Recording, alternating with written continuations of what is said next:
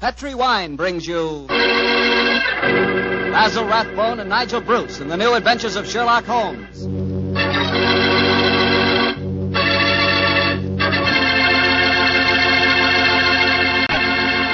The Petri family, the family that took time to bring you good wine, invite you to listen to Dr. Watson tell us another exciting adventure he shared with his old friend, that master detective, Sherlock Holmes. And I'd like to talk about an adventure myself, an adventure in good eating. It begins with a good wine, Petri California Sauterne. You just serve that Petri Sauterne the next time you have fried chicken. You like fried chicken?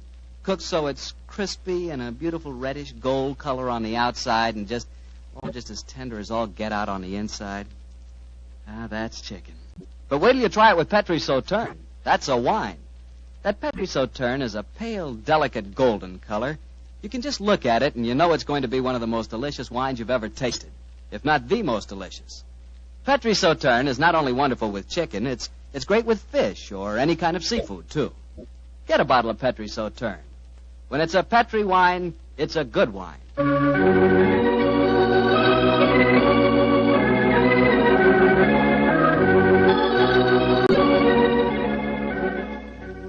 And now I'm sure Dr. Watson's expecting us, so let's go in and join him. Come in. Ah, there you are, Mr. Bartell. Good evening, Doctor. Good evening. Draw up your chair by the fire. That's it. The tobacco's in the jar beside you over there. Thanks. Well, Doctor, all ready for tonight's new Sherlock Holmes adventure? Yes, Mr. Bartell. Though on this occasion I'm going to tell the story a little differently.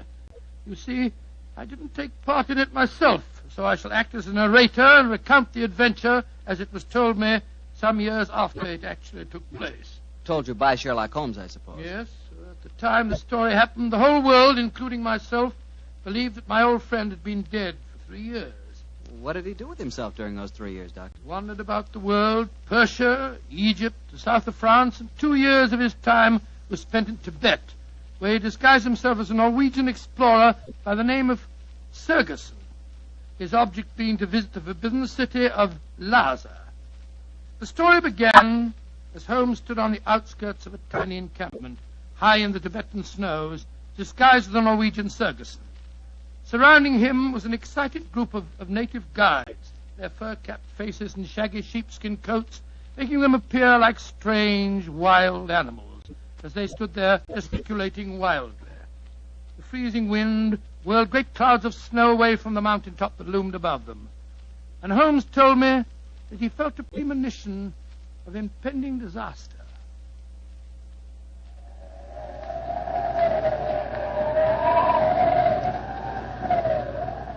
Sir, my men will go no further.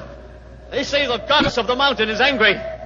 If we climb further, she will swallow us up. She will bury us. But we cannot go back now. We have come so far, 1,000 feet, 800 feet higher. We shall reach the pass. We shall be safe. I will not go. We can stay back there in the tents until the goddess of the mountain tells us we may go further. He is right. We can't go.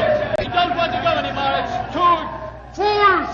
If you stay here in the wilderness, in the village, and the avalanche comes, you will all be buried. You will be swept away. The only road lies upward. We will not go! Back to the tent! The wind is rising! Then I shall go on alone.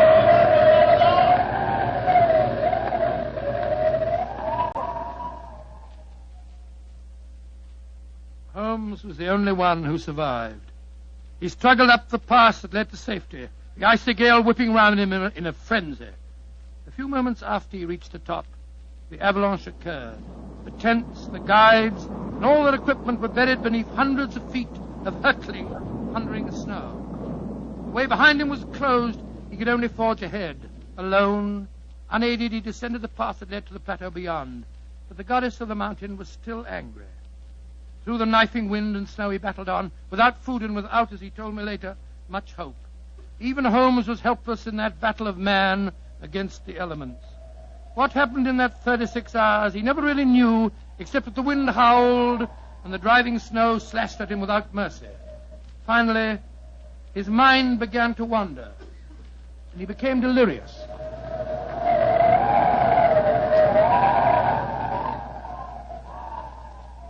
Watson, dear boy, hand me my violin, will you?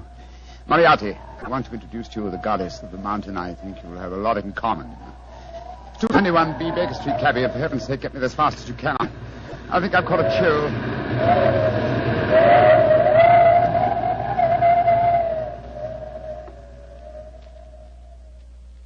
Though his mind was wandering, his great strength combined with instinctive urge for self-preservation must have kept on his feet. But finally he returned to normal consciousness to find himself jogging along a rough road in a primitive cart drawn by 2 oxen. The sun shining on him, and a white girl feeding him warm broth from a cup. For a moment the girl looked at him with a comforting smile, and then she spoke.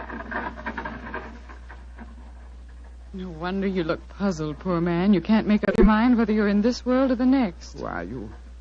And how did I get here, please? My name is Eileen Farley. I'm a medical missionary. I found you wandering out of your mind 2 days ago, and I've taken you under my wing. We're going to the monastery of Panchapushpa. I'm most grateful to you, Miss Farley. You have saved my life. Permit me to introduce myself. My name is Sigerson, Olaf Sigerson. I'm a Norwegian explorer. Oh, no. No, your name is Sherlock Holmes, and you're a famous English detective. Please, I don't understand you. Mr. Holmes, you've been delirious for the last 2 days. In your ravings, I was delighted to learn that the great Sherlock Holmes did not die 2 years ago at the Reichenbach Falls. I can see that further simulation is useless, my dear young lady. However, I must implore you to keep my secret. It's essential that for a while longer the world continues to think me dead. You don't need to worry, Mr. Holmes. I'm a great admirer of yours, and I promise that no one will ever learn your secret from my lips. Try drinking a little more broth. You're dreadfully weak. Thank you so much. Help me, please. Please, to give me help. Another white man travels the road to Panchapushpa. Stop the cart! You need help? My own cart has broken the wheel. You're going perhaps to the monastery of Panchapushpa? We are? Good. Fyodor Dmitrievich Borodin, Imperial Russian envoy, will travel with you. Please to make room. Спасибо. Well, really? Remember my secret. The cart may proceed. Понимаешь? Your name, please, young lady. Eileen Farley. I'm an American medical missionary. I do not approve of missionaries, but you are very beautiful. So Borodin will forgive you. Who is this mujik lying on the floor? He looks half dead. I am half dead, Господин Borodin. My name is Sigerson. I am Norwegian. What is a Norwegian doing in Tibet? I have been exploring the mountains. And what, may I ask, is a Russian doing in Tibet, Господин Borodin? What is a Russian doing? You shall see, my friend. To Holy Mother Russia shall belong Tibet. But now let us be gay. We have some hours ahead of us. You like vodka, Miss Farley? I'm afraid I don't drink. Borodin will teach you to drink. Then he will sing you songs of his native Russia. We shall be happy. Ay, chiki, chiki, chiki, gor, vashni, more, Singing. Holmes told me that every note jarred his aching, weary head. After a few hours, the strangely assorted trio arrived at the gates of the monastery. An edifice, as Holmes told me, of great antiquity and of breathtaking beauty, and built in the shadow of a giant mountain. He was fed and bathed, and shortly afterwards he found himself together with his 2 companions in the presence of the head abbot himself, a man of great age and infinite wisdom. The faint chanting of religious music could be heard coming from another part of the monastery. As the old man spoke,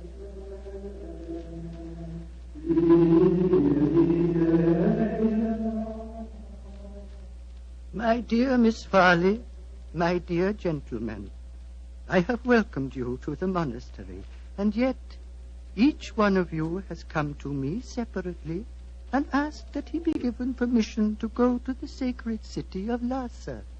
I cannot give that permission, my children. Borodin has traveled a long way. Russia will be most unhappy if he does not get the permission. I am an explorer, Reverend Sir. Will not that fact entitle me to some consideration? I, too, have traveled a great way, sir. My children, I realize your claims, but the permission is not in my power to grant. Tibet is ruled by our Chinese overlords. In any case, I will ask you to turn your heads. The gentleman approaching us has preceded you in residence here. He also wishes to tread the road to Lhasa. You have new visitors, I see. Yes, my son. Permit me to introduce you. Sir Harvey Forrester, and this is Miss Eileen Farley. How do you do? How do you do, Sir Harvey? Gospodin Borodin from Russia. How do you do? One cannot travel the world without meeting an Englishman. Как вы поживаете? And Mr. Olaf Sigerson from Norway. God dag, Sir Harvey. How do you do? Please be seated. My children, the Chinese ruler in this province has heard of your presence here. He has announced his intention of visiting you. Before he arrives, I should like to ask you each a question. 4 of you, all from different countries, have traveled here to the mountains of Tibet. At this monastery, I can offer you refreshment, the opportunity of acquiring wisdom and peace. What more do you seek in Lhasa? I shall ask you each that question in turn. You, Miss Farley, what do you seek? I seek the opportunity to bring both God and health to your Tibetan people. And you, Mr. Sigerson? I seek to chart the true course of your mountains, and so to bring knowledge to the world. And you, Gospodin Borodin? I seek to bring about complete understanding between the great peoples of Tibet and Russia. If I succeed, the Tsar and his family may consider turning to Buddhism. Indeed. And you, Sir Harvey, as representative of the British government, what do you seek? I shall not join in this contest of wishful thinking. I merely remind you, sir, that your government has signed a treaty with mine. And was not that treaty forced upon us by our Chinese overlords? No, my children. You have advanced brave reasons, but I cannot help remembering that the streams of Tibet bear gold nuggets the size of hazelnuts. You foreigners, in your pitiful ignorance, esteem gold. That signals the arrival of Watson, the Chinese emissary. Your problems will soon be settled, my children. I will acquaint him with your request. Why are you smiling, Mr. Holmes? At the name of the Chinese overlord, Watson. Mr. Boyd falling into old habits and saying, "Elementary, my dear Watson." Shh. He's going to speak. Silence! Silence! The abbot has told me your wishes. I will hold conference. American lady and Norwegian will not be allowed. Only Great Britain and Russia have treaties with my country. I insist that I have prior right over the Russian representative. Short wash me. I represent the Tsar, and Russia is your neighbor. I demand my diplomatic privilege. Follow me. I will decide these things, not you. I shall inform the British consul in Peking if proceedings... This is an insult to the Tsar. Holy Mother Russia will never... Well, Mr. Holmes, it looks as if you and I, at any rate, don't get to Lhasa. No, You look worried. Does the journey to Lhasa mean so much to you? it isn't that. I'm worried about the potential danger that hangs over this monastery. Violent forces are at work. What do you mean, Mr. Holmes? As you know, Miss Farley, I have some specialized acquaintance with these matters, and I tell you that I have rarely seen more clearly exemplified that emotional tension which leads to one thing: murder. That is what I'm afraid of, young lady. Murder. That was what Holmes was afraid of. Later that day, as the sun was setting over the mountaintop, the old abbot walked slowly in the monastery gardens as he talked to the man who he thought to be Sigerson. Mr. Sigerson, what can I do to help you? Our conversation has pleased me. You are a man of rare perception and knowledge. I grant you one worthy to enter Lhasa, but I can offer no hope. Mr. Wa has already rejected the applications of both the Englishman and the Russian. He did that? He did, my son. He told me they were both very angry and threatened him. If anything were to happen to the Chinese emissary, would you have the right to grant permission for the journey to Lhasa? Yes, until the new envoy arrived from Peking. But what are you suggesting, my son? This monastery is a haven of peace, a backwater far from the troubled stream of life. No violence has ever occurred here. I hope it never will. Yet, the Chinese envoy was threatened, you say, Reverend Sir? Yes, my son. He has left the monastery, of course. No. those who come here, even for a short visit, must break bread with us and sleep at least one night. Mr. Wah is quartered in the cell you see before us. Then do you mind if we call on him, Reverend Sir? Of course not, my son, though you will but waste your breath in talking to him. He will not give you permission to take the road to Lhasa. He sleeps, my son. Let us not disturb him. If you don't mind, Reverend Sir, I must waken him, if he can be wakened. What can be wrong? I think I know. I'm going in.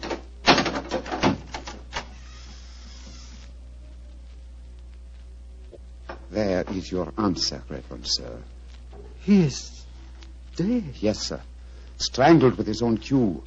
Oh, the poor misguided man has taken his own life, my son. No, sir. Look at those marks on his shoulder.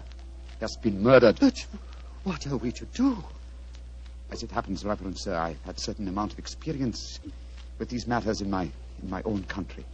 If I were to produce the murderer for you with certain proof of his guilt, would you authorize my going to Lhasa? Yes, since for a few days that permission is mine to give, I will grant it. You fill me with a strange confidence, but how will you find this taker of life? I can't tell you now, sir, but I shall find him. All that I require is a little assistance from you, sir. Of course. What is it? Let us both leave the cell, post a guard here, and give him strict orders that no one is to enter unless accompanied by me. Very well. But, my son, where are you going? Before very long, sir, I hope to be on my way to Lhasa.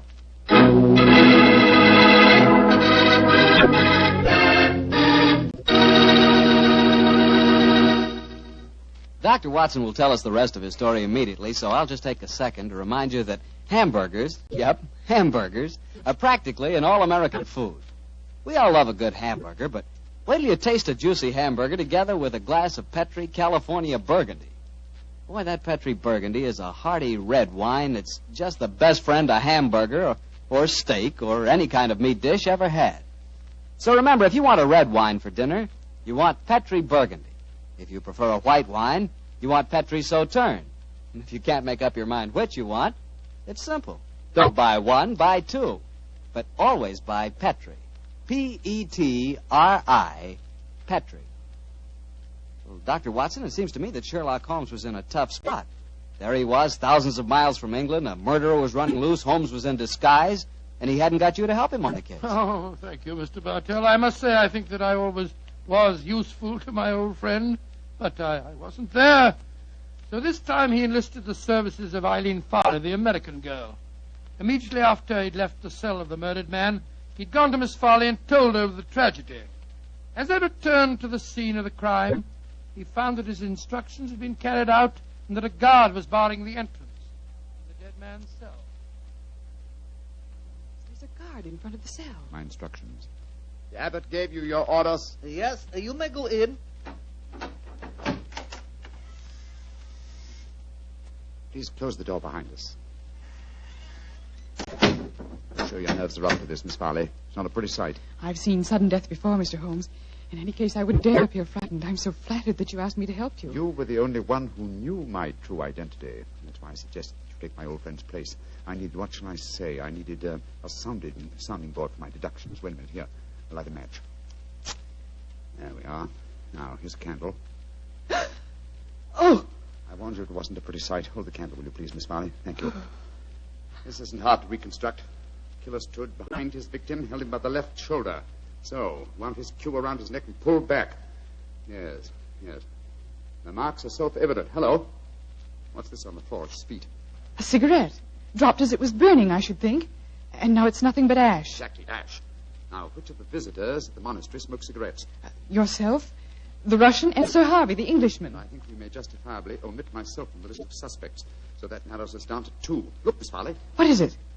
There are clear traces here to the naked eye, not only of tobacco ash and paper, but of cardboard. But what does that signify, Mr. Holmes? The case is nearly solved. Come on, young lady. We must pay a visit to Borodin's cell at once.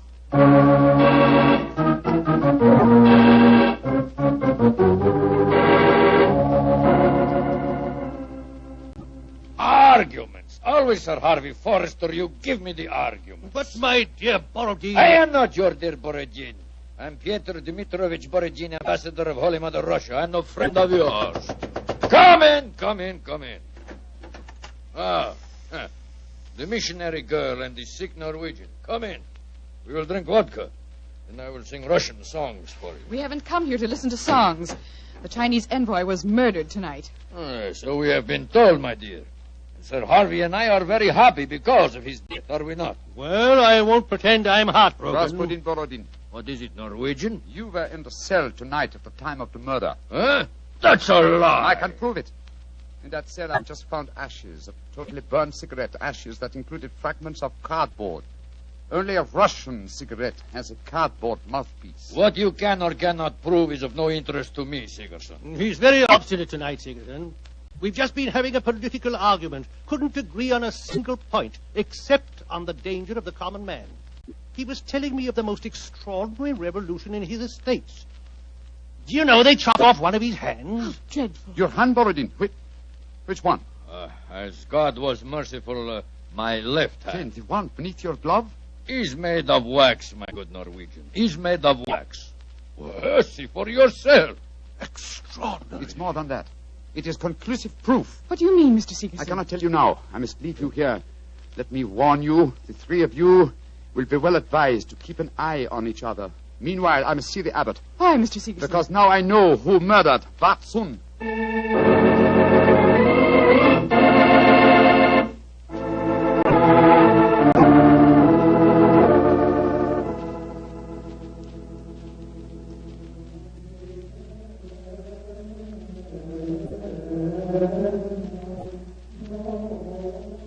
The pink fingers of dawn are stealing across the mountaintop, my son. Soon you will be on your way to Lhasa. Yes, Reverend Sir. You have kept your promise. You kept yours, Mr. Sigerson.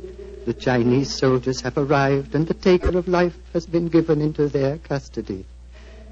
Before you leave, my son, I want you to do something for me. Anything, Reverend Sir. What is it? The hooded figure in the corner is that of the monastery scribe. He keeps our annals. I want you to explain for our records how you knew which one of the three was the taker of life. It was not difficult, sir. The killer had gripped Vatsun's shoulder with the left hand, while the right was used to strangle him. Therefore, the Russian Borodin could not be the killer, since his left hand was artificial. Quite so. It was, as you told me, made of wax. Then... But the clue of the cigarette pointed directly to the Russian. Therefore, it had obviously been planted there deliberately to incriminate him. Now, there is no trained police force in Tibet. We need no police. There is no crime here, my son.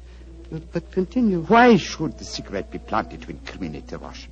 Unless there was someone capable of making the deduction from a handful of cigarette ash. Therefore, the murderer was the one person who knew my true identity. Miss Eileen Farley, supposed missionary. No missionary, as it transpired when she confessed, and no American. No, a Secret Service agent of German origin, seeking to reach Lhasa before the Russians, and infuriated by Vatsun's denial of passage. Any Secret Service is better off without such employee. She will pay for her mortal sins. May she redeem herself in her next place on the wheel. My son. Yes, Reverend Sir. You are about to leave me, and I shall never see you again.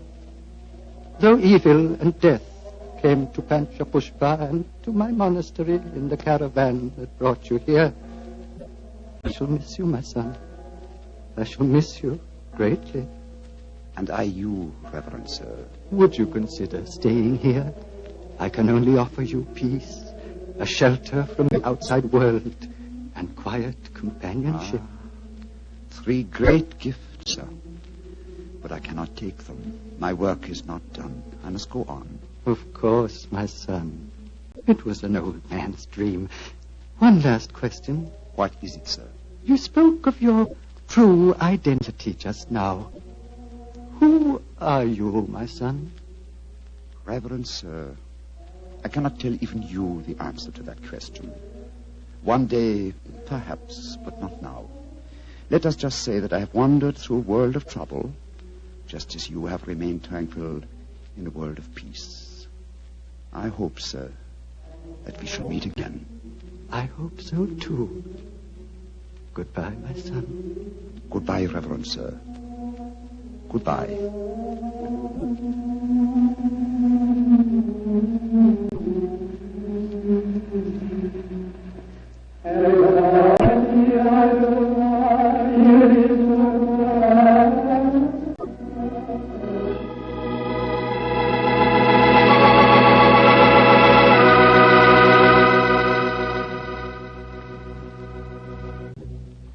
Doctor, that was really an unusual story.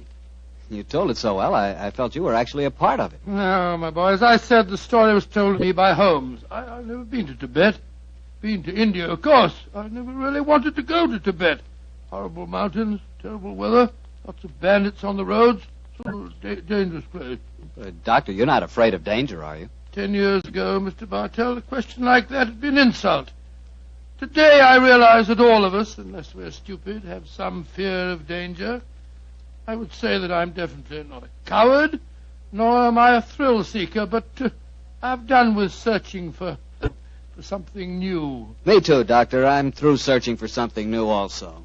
Now that I've found Petri wine, I'm going to stick to it. Mr. Bartell, no matter what we talk about, when you say it, it always sounds like Petri wine. Well, why not? I can't think of a more delicious wine. And no wonder. The Petri family has been making the fine Petri wines for generations. Ever since the 1800s, they've handed on down from father to son, the fine art of turning luscious, sun-ripened grapes into fragrant, delicious wine. And because the making of Petri wine is a family affair, you can rest assured that the Petri family takes pride in doing a good job. They won't put that name Petri on any wine that isn't up to the high Petri standards. Yes, if it's Petri wine, you know it's good wine. Because Petri took time to bring you good wine. Well, Dr. Watson, what new Sherlock Holmes adventure do you plan to tell us next week? Well, now, next week, Mr. Bartell, I'm going to tell you a story that started off in a very light-hearted way and ended on the same note. And yet it involved Sherlock Holmes and myself in serious danger and caused us intense humiliation. I call it The Adventure of the Pigeon Feathers. Sounds swell, Doctor. Oh, thank you very much. And before you go, I want to remind the families of our returned veterans that their sons are more than heroes. They not only fought bravely, but in the armed forces they acquired new skills, learned or bettered themselves in some trade or furthered their education. Our men have returned with a new maturity and a new wisdom. They'll be more valuable to past or to future employers and more valuable to their country.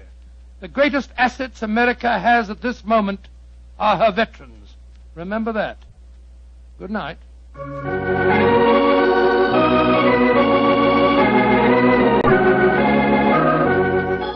Tonight's Sherlock Holmes adventure was written by Dennis Green and Anthony Boucher and was suggested by an incident in the Sir Arthur Conan Doyle story, The Adventure of the Empty House. Music is by Dean Foster. Mr. Rathbone appears through the courtesy of Metro-Goldwyn-Mayer, and Mr. Bruce through the courtesy of Universal Pictures, where they are now starring in the Sherlock Holmes series.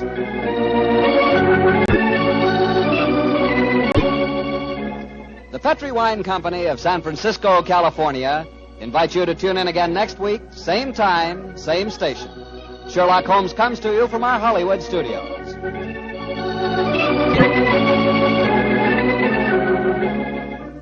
This is Harry Bartell saying goodnight for the Petri family. For a solid hour of exciting mystery dramas, listen every Monday night on most of these same stations at 8 o'clock to Michael Shayne, followed immediately by Sherlock Holmes. This is the Mutual Broadcasting System.